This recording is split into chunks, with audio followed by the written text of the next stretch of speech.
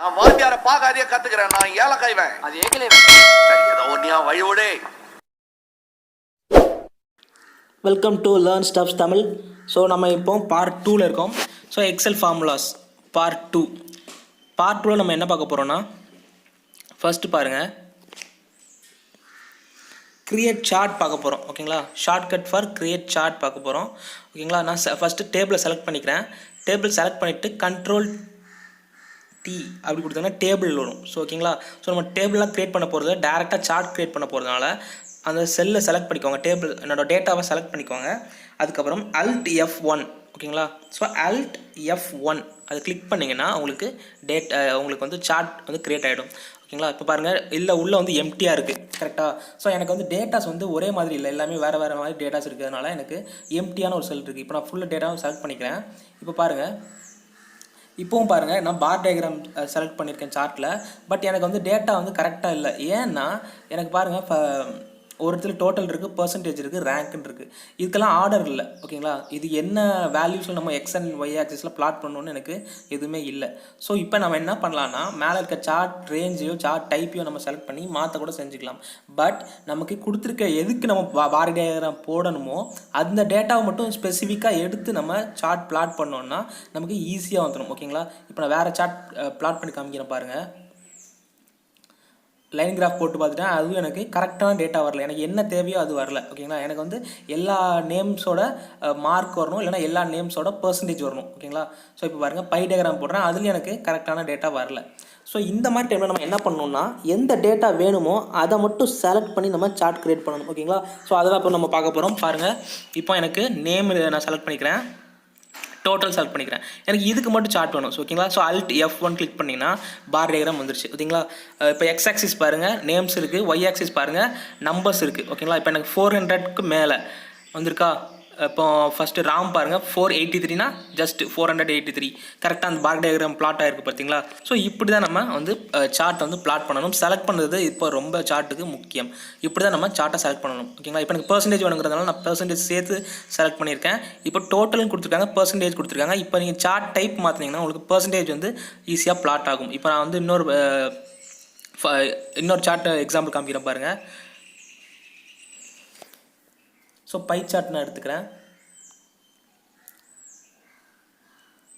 So by சார்ட்டில் எனக்கு ஒரு சார்ட் வந்து கிளிக் பண்ணிவிட்டு ஓகே கொடுத்தா எனக்கு எப்படி பை சார்ட் பிளாட் ஆகிடுச்சு பார்த்தீங்களா. ஸோ பை சார்ட்டில் நீங்கள் வேறு மாடல்ஸ் வேணுன்னா நீங்கள் வேறு மாடல்ஸ் கூட செலக்ட் பண்ணிக்கலாம். ஓகேங்களா, பார்த்தீங்களா பர்சன்டேஜ் எவ்வளோன்னு அந்தந்த சார்ட் அந்தந்த நேம் கீழே வந்துருச்சு. ஸோ இப்படி தான் நீங்கள் ஷார்ட்கட் யூஸ் பண்ணி சார்ட் வந்து க்ரியேட் பண்ணணும். சார்ட் க்ரியேஷனுக்கு முக்கியமானது டேட்டா செலெக்ஷன். எந்த டேட்டாவை நம்ம கரெக்டாக செலக்ட் பண்ணுறோமோ அதுக்கு ஏற்ற மாதிரி நம்மளுக்கு இன்ஃபர்மேஷன் கிடைக்கும். ஸோ இதுதான் நம்ம சார்ட்டை வந்து முக்கியமான விஷயத்தில் பார்க்க போகிறது. ஸோ நெக்ஸ்ட் பார்க்க போகிறது என்னென்னு பார்த்தீங்கன்னா செல் ரெஃபரன்சிங். ஓகேங்களா, எந்த செல் கொடுத்துருக்கோமோ அந்த செல்லுக்கு ஒரு ரெஃபரன்ஸ் நம்பர் இருக்கும். ஓகேங்களா, இப்போ இது ஏன்னா இது எந்த செல்னு பார்க்கணும். இப்போ இது வந்து B2 அந்த மாதிரி. ஓகேங்களா, ஸோ பிங்கிறது காலம், 2ங்கிறது ரோ, அந்த மாதிரி வச்சுக்கோங்க. ஓகேங்களா, இப்போ பாருங்கள், செல் ரெஃபரன்ஸ் நான் பண்ணி காமிக்கிறேன் பாருங்கள். இப்போ நான் வந்து ஒரு சம் கொடுத்துருக்கேன். ஓகேங்களா, இப்போ இதுக்கு டோட்டல் நான் போட்டேன்.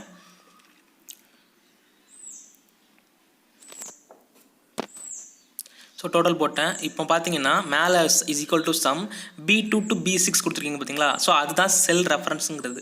எனக்கு எந்த செல் ஸ்பெசிஃபிக்காக எனக்கு காமிக்கணும்னு நினச்சிங்கன்னா செல் ரெஃபரன்ஸ்க்கு என்ன பண்ணணும்னா F4 கிளிக் பண்ணிங்கன்னா பக்கத்தில் ஒரு டாலர் சிம்பிள் மாதிரி வந்துடும். அப்படி என்னன்னா டாலர் சிம்பிள்னால் என்ன அர்த்தம்னா எல்லாத்துக்குமே இந்த கீழே இருக்க ரோ தான் செல் ரெஃபரன்ஸ். ஓகேங்களா, ஸோ அதை தான் இங்கே மென்ஷன் பண்ணுறது. அந்த B2னா B2க்கு முன்னாடி டாலர் சிம்பிள்ஸ் ஆட் ஆயிரும். ஸோ நீங்கள் இது வந்து கான்ஸ்டண்ட்டாக யூஸ் பண்ணும்போது நிறைய ஃபங்க்ஷன்ஸ் வந்து இந்த செல் ரெஃபரன்ஸ் உங்களுக்கு யூஸ் ஆகும். எஸ்பெஷலி பார்த்தீங்கன்னா குமுலேட்டிவ் பர்சன்டேஜ் கேல்குலேட் பண்ணும்போது ஒரே ஒரு செல்லை ரெஃபரன்ஸாக வச்சு நிறைய வேல்யூஸை நம்ம வந்து யூஸ் பண்ண வேண்டியிருக்கும். அந்த மாதிரி டைமில் உங்களுக்கு செல் ரெஃபரன்ஸ் ரொம்ப யூஸ்ஃபுல்லாக இருக்கும். ஓகேங்களா, ஸோ அதுக்கு தான் இந்த செல் ரெஃபரன்ஸ் யூஸ் ஆகுது. இதுக்கு ஷார்ட்கட் பார்த்தீங்கன்னா F4 ஜஸ்ட் கிளிக் பண்ணிங்கன்னா போதும். அந்த ஃபார்முலா பாரில் ஜஸ்ட் கிளிக் பண்ணிவிட்டு F4 கிளிக் பண்ணிங்கன்னா உங்களுக்கு ஈஸியாக வந்துடும். ஸோ நெக்ஸ்ட்டு பாருங்கள் நோட்ஸ் ஆர் கமெண்ட்ஸ் யூஸ் பண்ண போகிறோம். நோட்ஸ்னால் என்னென்னா இப்போ இந்த குறிப்பிட்ட செல்லில் இருக்க வேல்யூ எதனால் வந்துச்சுங்கிறத நான் மென்ஷன் பண்ணணுன்னா நான் அதில் ஒரு கமெண்ட்டோ ஒரு நோட்டோ ஆட் பண்ணிக்கலாம். ஸோ அதுதான் நம்ம இப்போ பார்க்க போகிறோம். அதுக்கு ஷிஃப்ட் F2 ப்ரெஸ் பண்ணிங்கன்னா உங்களுக்கு இந்த மாதிரி ரெட் கலர் பாக்ஸ் வச்சுட்டு அதுக்கு கீழே கமெண்ட் பண்ணுற பாக்ஸ் வச்சுக்கலாம். அதில் நீங்கள் என்ன வேணால் டைப் பண்ணிக்கலாம். அந்த செல்லில் எதுக்காக அந்த வேல்யூ இருக்குது, அந்த வேல்யூட ரீசன் என்னென்னு நீங்கள் ஜஸ்ட்டு நீங்கள் டைப் பண்ணி வச்சுக்கலாம். ஸோ இது வந்து ரொம்ப யூஸ்ஃபுல்லாக இருக்கும். சில நேரத்தில் அந்த வேல்யூ எதுக்காக நம்ம கொண்டு வந்தோங்கிறதுக்காக நம்ம ஈஸியாக ரெஃபரன்ஸ்க்காக வச்சுக்கலாம். ஸோ அதை நீங்கள் வந்து டெலிட் கூட பண்ணிக்கலாம் தேவையில்லைன்னா. அது ரைட் கிளிக் பண்ணிவிட்டு ஓகேங்களா. ஸோ இதுதான் நோட்ஸ் ஆட் பண்ணுற மெத்தட். நெக்ஸ்ட்டு பார்த்தீங்கன்னா ஹைட் காலம் ஹைட் ரோ ஓகேங்களா. இப்போ நான் அந்த ஒரு சைடு வச்சுருக்கேன், ஒரு செல்லில் வச்சுருக்கேன். இப்போ எனக்கு ஹைட் பண்ணணுன்னா Ctrl 9 கிளிக் பண்ணிங்கன்னா அந்த ரோ ஹைட் ஆகிடும். பார்த்தீங்களா, எனக்கு அந்த ரோ ஹைட் ஆயிடுச்சு, சங்கருங்கிற ரோ ஹைட் ஆயிடுச்சு. இப்போ இது எனக்கு காலம் ஹைட் பண்ணணுன்னா Ctrl 0 ப்ரெஸ் பண்ணிங்கன்னா அந்த பர்சன்டேஜ்ங்கிற காலமே எனக்கு ஹைட் ஆயிடுச்சு.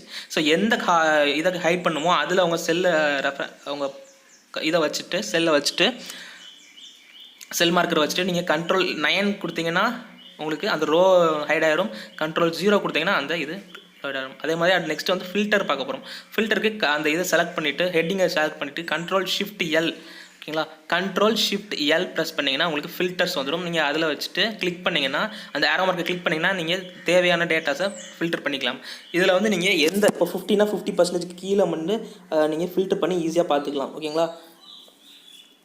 ஸோ அதே மாதிரி ஃபுல்லாக எனக்கு ஃபில்டர் பண்ண வேண்டாம், 2 ரோவை மட்டும் ஃபில்டர் பண்ணால் கூட நீங்கள் ஈஸியாக ஃபில்டர் பண்ணி பார்த்துக்கலாம். நான் காட்டுறேன் பாருங்கள். இப்போ எனக்கு டோட்டல் அண்ட் பர்சன்டேஜ் மட்டும் எனக்கு ஃபில்டர் பண்ணணுன்னா நான் அதை மட்டும் செலக்ட் பண்ணிவிட்டு நான் ஃபில்டர்ஸ் ஷார்ட்கட் யூஸ் பண்ணணும் ஓகேங்களா. பாருங்கள் டோட்டல் அண்ட் பர்சன்டேஜ் மட்டும் நான் செலக்ட் பண்ணிக்கிறேன். செலக்ட் பண்ணிட்டு Ctrl Shift L கொடுத்தீங்கன்னா உங்களுக்கு ஃபில்டர் அதில் மட்டும் அப்ளை ஆகிடும் ஓகேங்களா. ஸோ இப்படி நீங்கள் தனித்தனியாக கூட ஃபில்டர்ஸ் வந்து யூஸ் பண்ணிக்கலாம். நெக்ஸ்ட்டு பார்த்தீங்கன்னா செலக்ட் ரீஜியன் ஓகேங்களா. ஸோ நீங்கள் டேட்டாஸ் வந்து எக்கச்சக்கமாக கொடுத்துருப்பீங்க. அதில் நீங்கள் ஒரு குறிப்பிட்ட ரீஜன் எவ்வளோ ரீஜனுக்கு என்னோட டேட்டா போயிருக்குங்கிறத பார்க்கறதுக்காக கொடுத்தீங்கன்னா அந்த செல் ஏதாச்சும் ஒரு செல்குள்ளே வச்சுட்டு Ctrl Shift L ப்ரெஸ் பண்ணிங்கன்னா உங்களுக்கு அந்த ரீஜன் செலக்ட் ஆயிரும் ஓகேங்களா. இப்போ பாருங்கள் நான் வெளியே வச்சுருக்கிறதுனால எல்லாமே செலக்ட் ஆயிடுச்சு. இதே நான் உள்ள டேட்டாக்குள்ளே வச்சுட்டு என்னோடய ரேஞ்சை வச்சுட்டு நான் Ctrl Shift ஸ்பேஸ் செலக்ட் பண்ணேன்னா அந்த ரேஞ்ச் ஃபுல்லாக செலக்ட் ஆகிடும் ஓகேங்களா. ஸோ நெக்ஸ்ட்டு வந்து ஃபார்மேட்டிங். Ctrl 1 கிளிக் பண்ணிங்கன்னா அந்த நம்பர் உங்களுக்கு ஃபார்மேட் ஓப்பன் ஆகிடும் ஓகேங்களா. ஃபார்மேட் செல்ஸுங்கிற டயலாக் பாக்ஸ் ஓப்பன் ஆகிடும். ஸோ அதுலேருந்து நீங்கள் ஃபார்மேட்ஸ் என்ன ஃபார்மேட்டோ அதை சூஸ் பண்ணிக்கலாம்.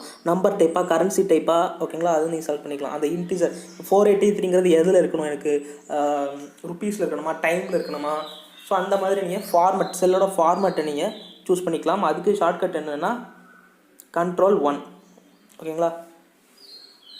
ஸோ Ctrl 1 யூஸ் பண்ணி நீங்கள் யூஸ் பண்ணிக்கலாம்.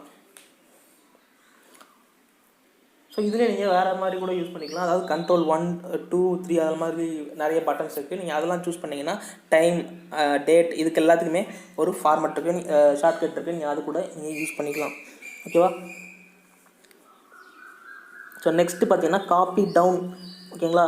Ctrl D ப்ரெஸ் பண்ணிங்கன்னா காப்பி டவுனுங்கிற ஆப்ஷன் உங்களுக்கு செலக்ட் ஆகிடும். இப்போ பாருங்கள் நான் கீழே வச்சுருக்கேன், மேலே இருக்க டேட்டா அப்படியே எனக்கு காப்பி ஆகிடுச்சு. Ctrl D ப்ரெஸ் பண்ணால் மேலே இருக்கிற டேட்டா அப்படியே எனக்கு கீழே பேஸ்ட் ஆகிடுச்சு ஓகேங்களா. ஸோ இப்போ பாருங்கள் இன்னொரு எக்ஸாம்பிள் கொடுக்குறேன்.